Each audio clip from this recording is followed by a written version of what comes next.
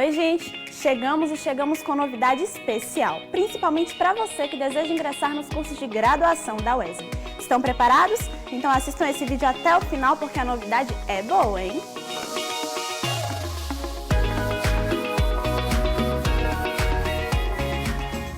Vem aí o vestibular UESB 2020 e se você quer se dar bem no processo seletivo, fique atento, porque a UESB já divulgou a lista das obras que serão cobradas nas provas.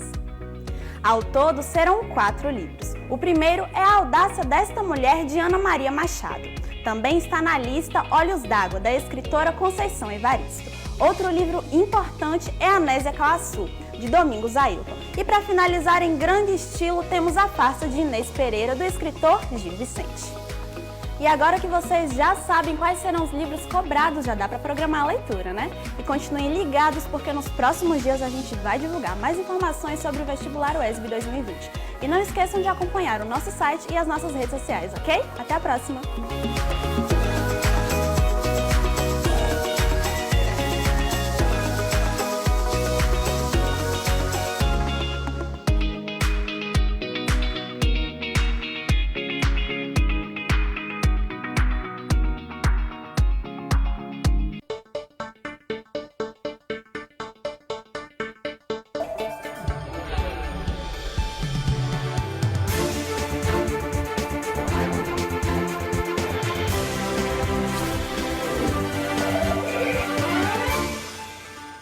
Olá, muito boa noite, seja bem-vindo ao UESB Notícias, segunda edição. Confira os destaques desta quinta-feira, dia 31 de outubro. Aumento na conta de energia elétrica mexe no orçamento doméstico. No mês de prevenção ao câncer de mama, saiba que ele também pode afetar homens. E nesta quinta-feira, mais um episódio do Na Estrada com Betânia Guimarães. É informação, formação e conhecimento. Tudo isso e muito mais a partir de agora, aqui no UESB Notícias, segunda edição.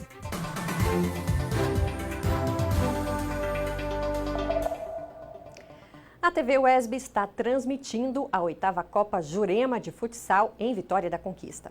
Com exceção dos próximos 2 sábados, as transmissões serão realizadas às 5 da tarde aqui no seu canal 4.1, logo após a transmissão dos jogos do Campeonato Intermunicipal pela TVE. Os jogos desta rodada serão realizados na quadra do bairro Jurema, mas também tem jogos acontecendo pelo campeonato na Associação Atlética do Banco do Brasil, a ABB.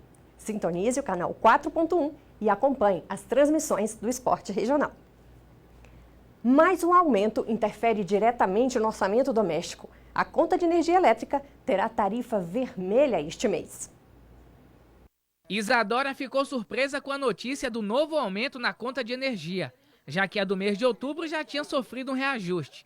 Ela pagou R$ 444,82 em setembro e nesse mês R$ 516,57. Fiquei surpresa com esse tanto de reajuste que a gente está tendo. Fica complicado, né, para a gente poder trabalhar, para manter os preços para os clientes. A gente tenta se organizar, mas vai chegar uma hora que a gente não vai conseguir mais. A Agência Nacional de Energia Elétrica, ANEEL, informou essa semana que a bandeira tarifária para o mês de novembro será vermelha no patamar 1, quando há um acréscimo de R$ 4,00 para cada 100 kWh consumidos. Em outubro, a bandeira foi amarela. De acordo com a agência, a decisão de elevar o patamar da bandeira se deve ao fato de que em novembro, mesmo sendo um mês chuvoso, o regime de chuvas está abaixo da média. Com esse novo aumento, a comerciante vai precisar passar o reajuste para o cliente. Vai ser uma coisa complicada, mas infelizmente até o final do ano eu vou ter que fazer esse reajuste de preço, de tabela de preço do restaurante, porque tudo está aumentando e vai ter o aumento de salário. E agora o gás vai aumentar de 3 em 3 meses, a energia agora vai aumentar, a água vai aumentar. Então fica muito complicado para a gente poder trabalhar em cima disso aí. O sistema de bandeiras tarifárias sinaliza o custo real da energia. No mês de maio, a ANEEL aprovou o reajuste no valor das bandeiras tarifárias. A bandeira amarela passou de R$ 1,00 para R$ 1,50 por quilowatt-hora consumidos. Já a bandeira vermelha patamar 1 passou de R$ 3 para R$ 4,00 e no patamar 2 de R$ 5 para R$ 6,00 por quilowatt-hora. A bandeira verde não tem cobrança extra. Essa economista explica como esse aumento compromete o orçamento familiar. É um aumento significativo, então vai ter sim uma cobrança mais alta de energia, o que compromete o orçamento do consumidor no caso dos gastos com a habitação. Então, se antes ele pagava um determinado valor, agora esse valor vai subir bastante se ele não adotar estratégias para estar contrabalançando aí esse aumento da bandeira vermelha. Algumas medidas podem ser usadas no dia a dia para economizar e combater o desperdício de energia. Se o nível de consumo for mantido, se a precisa fazer, ela precisa reduzir o nível de consumo. E aí, como ela pode fazer isso?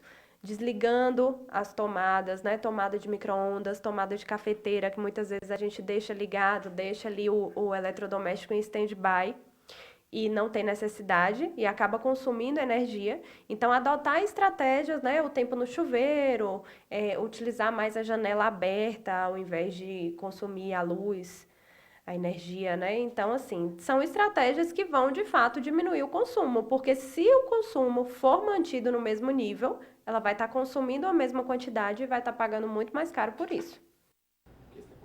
Dicas valiosas e que fazem toda a diferença no final do mês. E agora vamos ao giro de notícias. A estudante de jornalismo Carla Lima traz os destaques desta quinta. Boa noite, Carla. Boa noite, Cíntia. Boa noite para você que acompanha o ESB Notícias, segunda edição. Começa o giro de hoje com uma notícia que, a partir da próxima segunda-feira, o TRE da Bahia passa a oferecer serviços eleitorais em 5 postos do SAC: Caetité, Cícero Dantas, Itaberaba, Mucugê, Tancredo Neves. O atendimento deverá ser marcado pelo SAC Digital no endereço www.sacdigital.ba.gov.br ou através do aplicativo SAC Digital. O atendimento nos postos eleitorais ocorre mediante a apresentação de documento oficial de identificação com foto, comprovante de residência atual e o título de eleitor, se tiver. Para homens com idade de 18 e 45 anos que pretendem solicitar o primeiro título de eleitor, é necessário levar ainda um documento que comprove a quitação junto à Justiça Militar. Agora essa notícia é para você, estudante da UESB. A Prefeitura de Campos da UESB informa que o funcionamento do restaurante universitário em Vitória da Conquista terá algumas alterações amanhã, no dia 1º, e na segunda, dia 4 de novembro, em função do processo de detetização no local. Amanhã o espaço não funcionará à noite, já na segunda, a interrupção acontece no turno matutino, não havendo serviço de café da manhã. Em caso de dúvidas, entre em contato com a Prefeitura de Campos pelo telefone 77-3424-8617. Por hoje é só. Voltamos com você, Cíntia. Obrigada, Carla. Tempo e temperatura. Vamos saber a previsão para amanhã, como fica o mês de novembro. E para isso a gente já está aqui com o Marcelo de Souza. Boa noite. Boa noite, Cíntia. Bem-vinda novamente. Obrigada. E aí, como é que vai ficar esse mês de novembro que começa amanhã? Chuva, muito calor, como é que está a situação? Muito calor esse mês de novembro. Boa noite para você que confere o UESB Notícias, segunda edição pela TV UESB. Vocês vão ver aí na tela como é que fica a previsão para novembro. Eu estou assistindo um panorama para o mês, né? Aqui em Vitória da Conquista. As máximas do período são registradas no mês de novembro, chegam aí a 29 graus e as mínimas até os 17, certo? Agora sim, a máxima do período que já foi registrada, Cíntia, foi em 2008, né, com 33 graus. E a mínima, em 2003, a temperatura caiu até 12. Não significa que a temperatura vai cair até isso, tá, gente? Essa é uma média de temperaturas que é feita, tá? E assim, no mês de novembro, vou pedir para colocar de novo essa cartela aí, que tem uma informação importante, é a quantidade de chuva que vai cair aqui em Vitória da Conquista, está prevista aí 150 milímetros.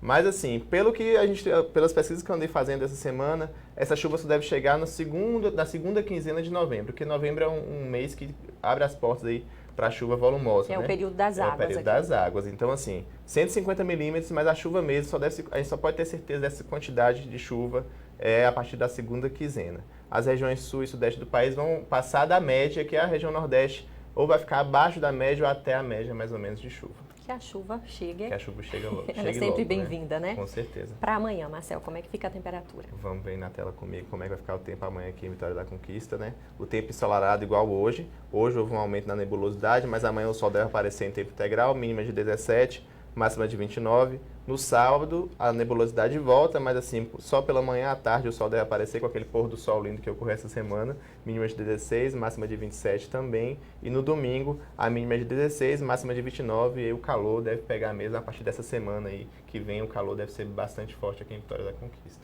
E para a região Vamos lá comigo, comparar? Vamos lá, pessoal, colocar aí na tela pra gente. Começamos falando de Tarantim, mínima de 21, máxima de 33, sol entre nuvens e sensação térmica pode chegar aos 35 graus. Lá em Tarantim costuma fazer muito calor nesse período do ano, tá? A próxima cidade que vocês vão ver aí na tela é Guanambi, que deve fazer muito sol e calor na cidade. A mínima é de 23, a máxima pode chegar aos 30 graus, ou 19, 30, perdão, mas a sensação térmica pode chegar até os 37 graus. Então, Guanambi sempre registrando essas temperaturas altas, assim, nesse período do ano. E a próxima cidade, que é a que vocês vão poder fazer a comparação, é Jequié, que é conhecida como Cidade Sol. Lá o sol deve estar entre nuvens, a mínima é de 22, a máxima pode chegar aos 33 graus, com sensação térmica de 35. Em Jequié não há previsão de chuva para essa semana, mas uma das primeiras cidades que devem chover aqui na região sudoeste, aí no mês de novembro, é Jequié. Então o pessoal de Jequié prepara, porque com esse calor a chuva deve ser forte. Muita água, muita hidratação, muita protetor hidratação, solar protetor e solar roupas para leves. Com certeza, para toda a região sudoeste. Aí, como eu já disse, amanhã eu trago para vocês como é que vai ser esse quantitativo de chuva e alguns mapas para vocês entenderem por que essa chuva vai demorar tanto de chegar aqui na região. Marcelo de Souza, muito obrigada pelas informações. Até amanhã já com a Até Aline. amanhã com a Aline. Seja bem-vinda novamente. Obrigadão. E no próximo bloco você confere uma entrevista com uma especialista em biologia marinha sobre o desastre ambiental que afeta as praias do Nordeste. E ainda uma reportagem sobre câncer de mama em homens. Aguarde um instante só.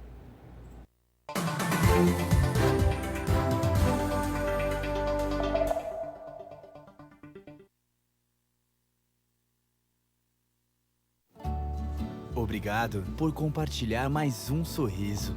Obrigado por permitir que famílias inteiras renovem as esperanças. Obrigado por possibilitar que mais uma pessoa tenha saúde para agradecer e para fazer parte desse gesto. Obrigado. Doar sangue é compartilhar vida. Seja também um doador de sangue e junte-se a essa corrente de gratidão. É simples, é rápido e faz bem a todos os envolvidos.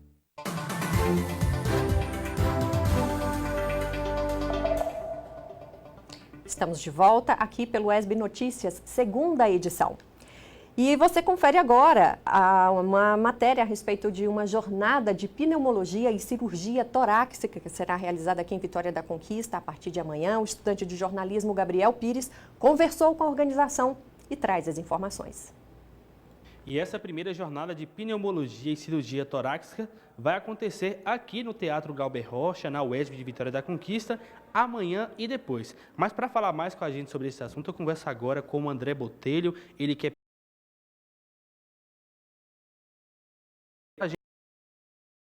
abordar esse evento. Na verdade, o evento a gente vai falar basicamente das doenças respiratórias, tanto doenças clínicas quanto cirúrgicas. Vamos falar um pouco sobre pneumonia, sobre asma, sobre bronquite, enfisema. Vamos conversar um pouquinho sobre câncer de pulmão, sobre a questão de técnicas cirúrgicas, abordagens às cirurgias torácicas, investigação de câncer, sobre tabagismo. Serão muitos assuntos dentro da área respiratória, né? Vitória da Conquista é uma cidade fria, né? Que geralmente tem muitas dessas questões de doenças respiratórias e agora no verão, se isso se intensifica mais, né? A gente costuma dizer que Conquista não tem estação bem definida, né? Então as doenças respiratórias vão o ano todo. Porque mesmo no verão, chega de noite, a gente muda o tempo, fica um pouquinho mais frio, a oscilação térmica é grande, isso acaba predispondo a algumas doenças respiratórias. Então é importante a gente conversar muito sobre as doenças respiratórias. Então conta pra gente quem vai poder participar desse evento. O evento ele foi idealizado pela Liga de Pneumologia e Cirurgia Torácica, que é tanto da Faculdade de Santo Agostinho, da UFBA e da UESB, e é aberto para toda a comunidade da área de saúde, né? Estudantes, tanto de medicina, enfermagem, fisioterapia, entre outras, e também para o público médico, né? Tanto pneumologistas e cirurgiões torácicos, como qualquer especialidade de outra médica que queira participar, e outras áreas também, né? E como o pessoal fica ligado aí para fazer a inscrição no evento? A inscrição está sendo feita a partir do Instagram da jornada, que é o Jornada Pneumo e Cirurgia Torácica. E lá tem um link onde é feita a inscrição. E já está próximo ao final das vagas, né? Estamos ainda já nas últimas vagas, mas ainda dá tempo de se inscrever. Então, ainda dá tempo, lembrando a todos que amanhã e depois, primeira jornada de pneumologia e cirurgia torácica aqui no Teatro Glauber Rocha, na UESB de Vitória da Conquista. Voltamos ao estúdio. E no Outubro Rosa, mês de prevenção ao câncer de mama, um alerta para os homens que também podem ter esse tipo de câncer. Confira na reportagem de Luiz Pedro Passos. Em 2016, o bancário Éder Lilbert recebeu uma notícia que jamais imaginaria receber. Ele foi diagnosticado com câncer de mama. Assim que eu recebi o diagnóstico, eu fiquei muito surpreso e instigado também com essa possibilidade de acontecer em homens. Haja vista que nós só vimos matérias ou informações de que o câncer de mama só acontece em mulheres. Então eu fiquei muito surpreso e instigado com essa informação. A descrença dele sobre a existência dessa doença em homens é comum. Os casos realmente são raros. De cada 100 mulheres diagnosticadas com a doença, há um homem com o mesmo diagnóstico. Dentre os fatores que podem desencadear a doença está a predisposição genética. Normalmente, quando você tem um CA de mama em homem, suspeita-se que ele tem uma mutação em um gene. 50% dos casos é no BRCA.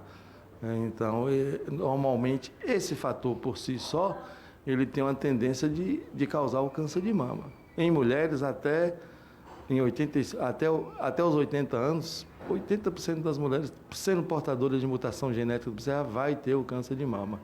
E no homem, quando aparece, provavelmente, esse homem também tem uma mutação como nos familiares. O tratamento do câncer de mama nos homens é o mesmo que nas mulheres. Uma mastectomia como outra, porém, uma mastectomia muito mais fácil, mais simples, mais rápida. Porque, como eu te falei há pouco, o homem tem muito pouco tecido mamário em relação à mulher. Em Éder, o tratamento durou 2 anos, uma fase encarada por ele como um grande desafio. A minha preocupação maior era de preparar a família, principalmente, né? Porque comigo, assim, eu sempre procuro vencer os desafios. E sei que ali era mais um desafio que eu tinha para superar. E, em momento algum, eu acreditei que seria o meu fim. Acreditava que era um começo de um novo desafio. Com a vida corrida e atribulada, Éder precisou mudar alguns hábitos para ajudar no combate à doença. Como eu estava afastado pelo INSS, eu passei a rever os meus conceitos, né? A rever meu estilo de vida. Então, esse estilo de vida é que me fez acordar para uma mudança. E essa mudança, né, foi a partir desse trabalho psicológico, desse trabalho de concentração que eu venho ao longo, né, do tempo, do período que eu terminei o tratamento e voltei a trabalhar novamente, a superar essa ansiedade, a superar esse estresse da melhor forma possível, né? E buscando sempre o autocontrole. A história de Éder deixa claro, o câncer de mama existe nos homens. O diagnóstico precoce é sempre a melhor saída. Por isso, é importante ficar atento a essas dicas. Como o homem é muito mais fácil de diagnóstico, porque não tem mama, você palpa com mais facilidade, o autoexame define isso. E é claro, uma observação importante, se qualquer homem tem parentes de 1º grau e 2º grau na família com câncer de mama, ovário, intestino ou pâncreas, é bom ele também se atentar para poder ficar examinando, fazendo um autoexame de mama de quando em vez, para poder, se surgir alguma coisa, ele poder procurar orientação médica com um mastologista. Há um mês, a presença de óleo nas praias nordestinas se configurou como o maior desastre ambiental em oceano no Brasil, afetando 72 municípios de 9 estados no Nordeste. Foram recolhidas 900 toneladas de resíduos de óleo cru nas praias. A mancha já atinge as praias do sul da Bahia, o trecho do litoral mais frequentado pelos conquistenses. Com certeza um destino certo para muitos nos próximos feriados do mês de novembro. Para falar sobre o assunto, nós recebemos aqui a professora da UESB, Flávia Borges Santos, que é doutora em zoologia e tem experiência em biologia marinha. Boa noite, professora. Seja bem-vinda. Boa noite, obrigada. Vamos falar então sobre esse triste desastre ambiental e que vem afetando a vida marinha, vem afetando também os hábitos de consumo de muitos brasileiros. Como lidar com essa situação do ponto de vista da alimentação, professora? Certo. Com certeza, assim, esse é um dos maiores acidentes, é o maior, né, de derramamento de óleo no litoral brasileiro. Não há registro de outro, né? Como você falou, a extensão é muito grande de localidades. E realmente é de se preocupar, porque além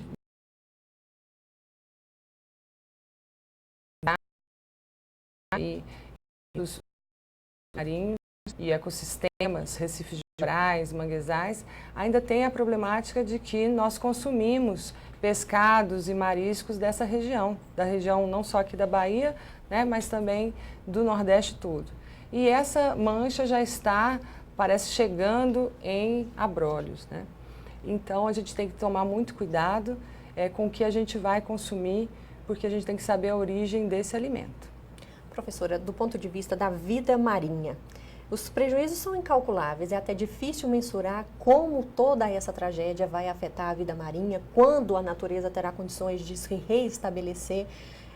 Como é que fica a vida marinha nessa região, em toda essa região?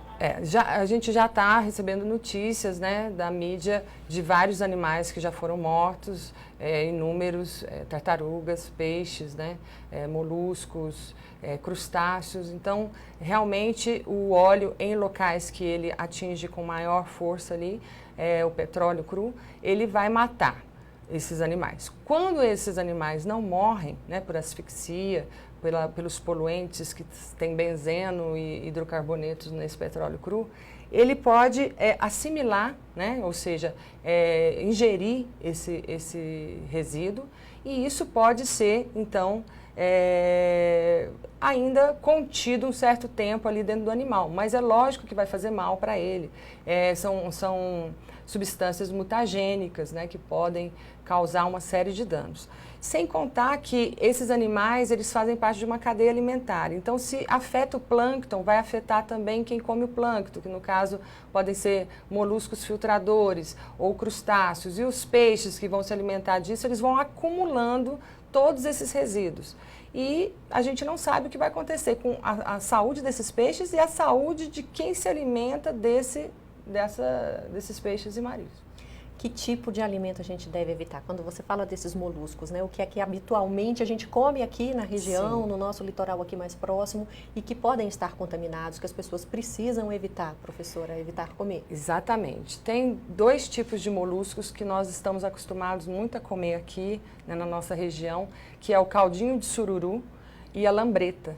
O caldinho de sururu na verdade, feito de um bivalve, e a lambreta também é um bivalve. O que são os bivalves? São moluscos que têm duas conchas, por isso chamam bivalves, e eles são filtradores, ou seja, eles se alimentam através da sucção, né, da entrada de água passando pelas brânquias e passa também pelo corpo ali, né, pelo tubo digestório. Acontece que quando a gente come o caldinho de sururu, a gente não tira o intestino, que poderia só estar contaminado, né, o estômago. A gente come tudo. Então, assim, os bivalves sempre são, né, utilizados até como espécies bioindicadoras de poluentes. Então, evitar ao máximo se alimentar desse tipo de animal bivalve. E certamente, tanto o sururu, a espécie que vende aqui, e a lambreta, elas vêm do Nordeste. Agora, tem um outro bivalve que a gente compra no supermercado, que é o mexilhão, que é um maior laranja que vem assim nas bandejas ou já sem as conchas.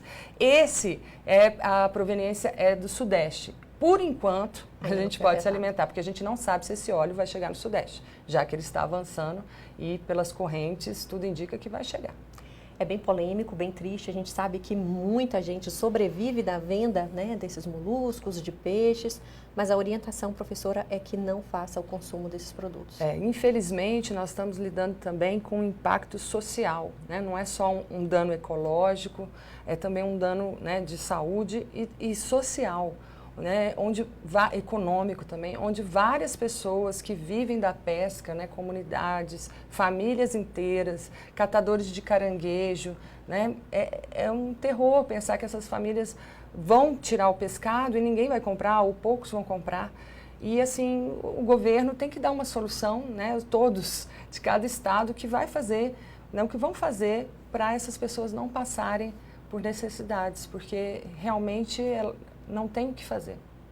Professora, a gente sabe que a gente tem 3 feriados aqui em Conquista, agora no mês de novembro, finados, o 9 de novembro, que é aniversário da cidade, depois o 15 de novembro, e com certeza o litoral sul, extremo sul do estado, acaba sendo o destino certo para muito conquistense, né? Todo mundo desce a Serra do Marçal ali em busca do banho de mar. Com certeza. Itacaré, Barra Grande, Ilhéus, qual é a orientação, professora, com relação ao banho de mar também?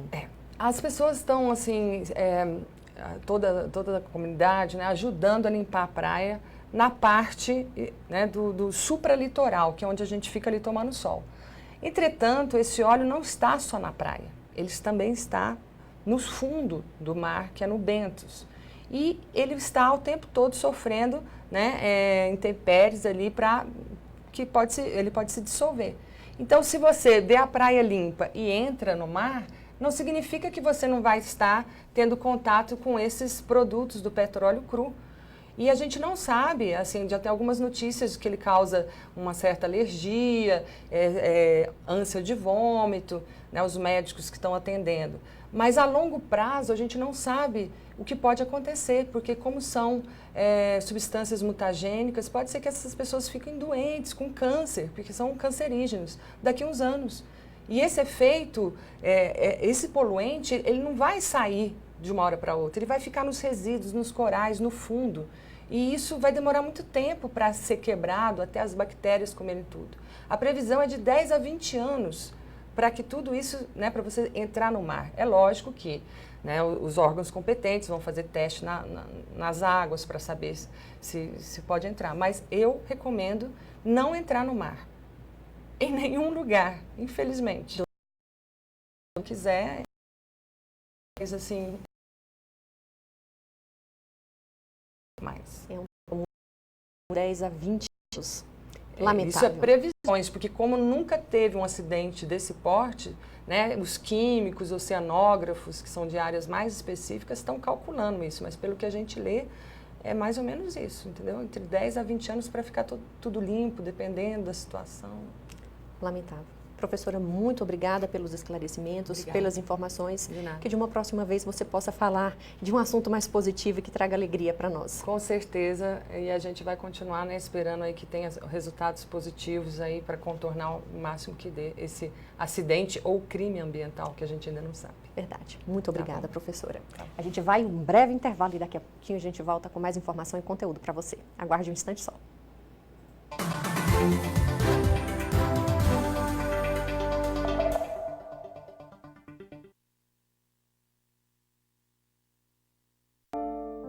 Se um mosquito aparece, é sinal de atenção. Ele pode marcar mais que a sua pele ou seu corpo. Um simples mosquito pode marcar uma vida e um simples gesto pode salvar. Elimine os criadores do mosquito transmissor da dengue, zika e chikungunya. Proteja a vida. Governo Federal.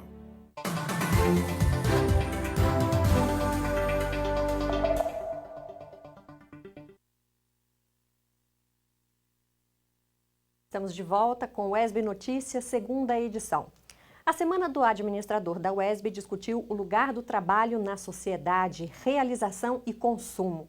E aqui com a gente hoje o professor José Henrique de Faria, da Universidade Federal do Paraná, que fará logo mais o encerramento do evento. Boa noite, professor. Boa noite. Seja bem-vindo aqui à UESB, seja bem-vindo à TV UESB. Explica para a gente um pouco a respeito desta palestra do senhor logo mais aqui na UESB.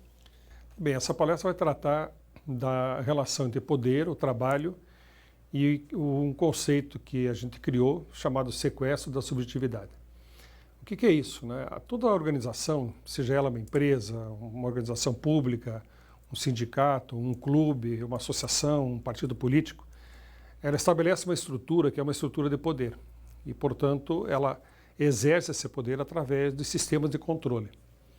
Então, quando a pessoa entra para essa organização, quando ela pertence à organização, ela leva com ela questões objetivas e subjetivas. E a empresa controla tanto as questões objetivas, como, por exemplo, o horário de chegada e de saída, a roupa que você está vestindo ou não, se você usa o uniforme, no caso que é exigido, se você usa, por exemplo, instrumentos de proteção, capacete, conforme a organização. Mas também ela procura controlar questões subjetivas, né, como o conhecimento, a criatividade, ou o sentimento, o afeto, as relações de afeto que as pessoas estabelecem nas relações de trabalho e que são importantes para as relações de trabalho. Porque se você não tiver nenhuma relação afetiva com o trabalho, se você sair de casa para ir para o seu trabalho, né, sofrendo antes de chegar no trabalho, você fica doente.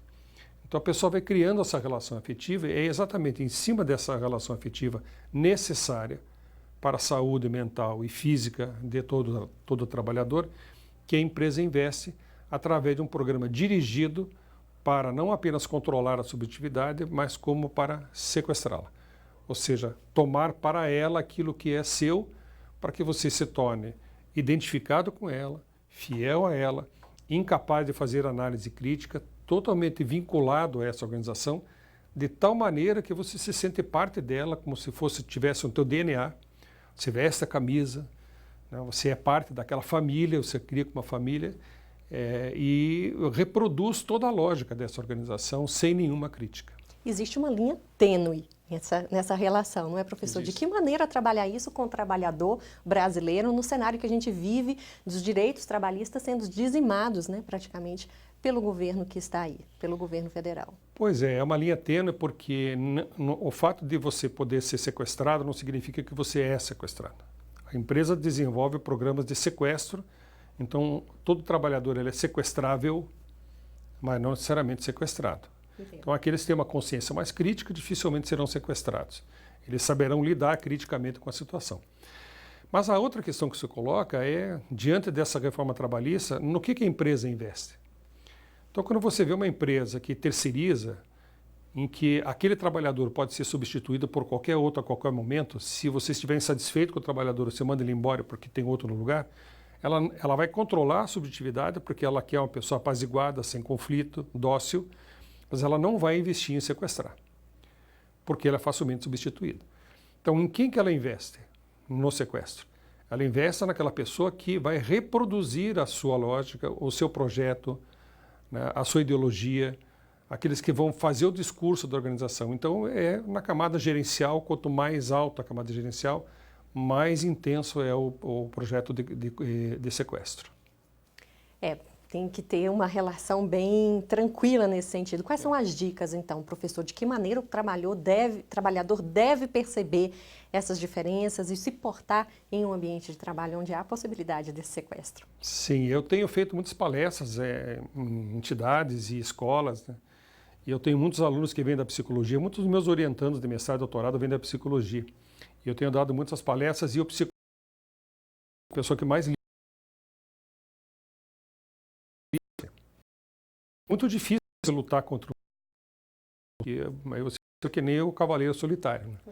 E não vai funcionar. Então a questão tem que ser coletiva. Então essa discussão ela tem que ir para o Conselho Regional de Psicologia, ela tem que ir para os sindicatos de classe, ela tem que ir para os sindicatos trabalhadores, tem que ir para os partidos políticos, porque você tem que fazer uma discussão coletiva. E tem que acabar no Ministério do Trabalho. Eu já conversei com muitos juízes do trabalho, mostrando como que isso não é percebido pelo juiz. O juiz, quando analisa um caso, ele não percebe a situação da subjetividade que está ali na análise do caso, porque aquilo que está no processo é apenas aquilo que está no processo. Muita coisa avançou quando se trouxe para o âmbito do judiciário a questão do assédio moral. Isso mudou muito e você tem hoje novos julgamentos.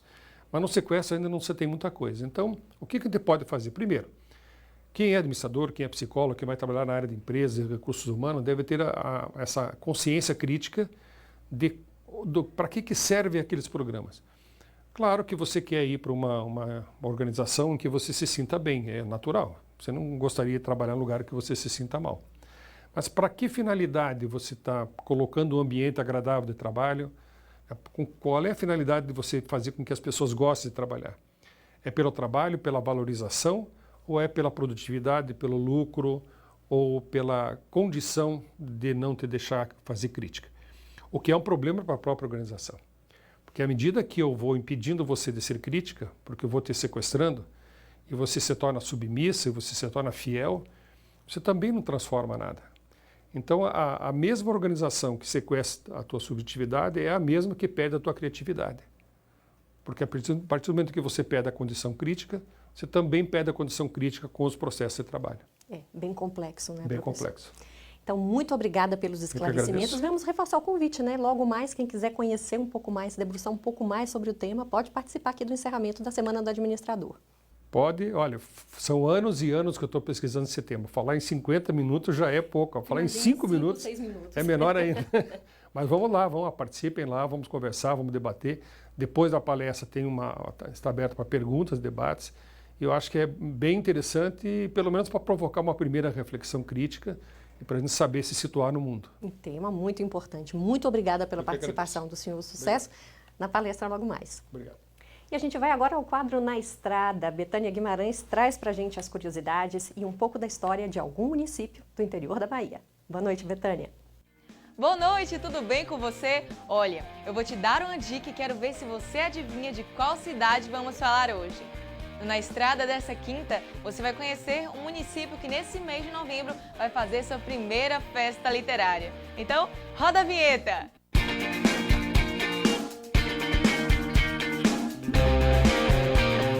Com população estimada de 25 mil habitantes, segundo o IBGE, o município de Uauá terá sua primeira festa literária.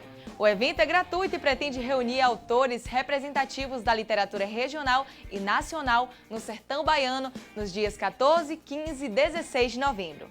Nesta primeira edição, a Feira Literária de Uauá, FLIU, vai homenagear o professor e historiador Manuel Neto, que recebeu o título de cidadão uauaense em reconhecimento ao seu envolvimento com o município e toda a região que foi palco da Guerra de Canudos. Já que você já sabe qual será o destino de viagem neste mês de novembro, que tal conhecer um pouco mais da história de Uauá? Tudo começou no século XVIII, quando foi formada uma fazenda chamada Uauá, às margens do rio Vaza Barris.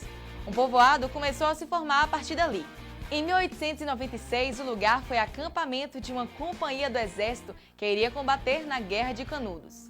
Em 1905, depois de ser recuperada dos danos causados pela Guerra de Canudos, tornou-se distrito do município de Monte Santo.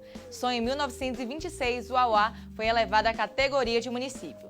Em 1931, o município foi novamente extinto e seu território voltou a ser distrito do município de Monte Santo, mas emancipou-se em 1933. Uauá significa vagalume em tupi-guarani e ganhou este nome devido à grande quantidade de vagalumes existentes no local. A cidade é economicamente sustentada e movida pela economia de subsistência e conhecida nacionalmente como a capital do bode. Mas aí você me pergunta, por que capital do bode? Bom, no mês de agosto acontece a famosa exposição agropecuária de caprinos e ovinos no lugar, com uma grande festa, leilões, danças e cantorias. O bode representa 1/3 do PIB municipal, cerca de 37 milhões. Sobre a festa típica, o São João de Uauá é um dos melhores e mais tradicionais da Bahia, com intensa participação popular. Os festejos juninos, em que predomina o verdadeiro forró pé de serra, preservam as raízes culturais de Uauá. Uauá fica a aproximadamente 718 quilômetros de Vitória da Conquista. Se você for, me dá uma caroninha, quero muito conhecer. Um beijo e até a próxima semana.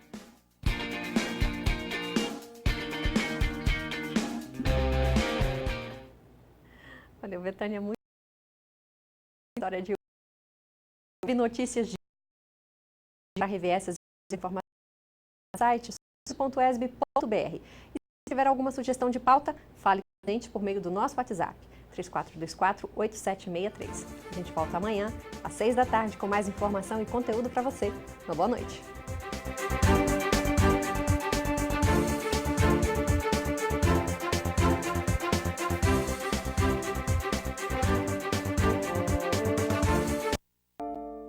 Se um mosquito aparece, é sinal de atenção.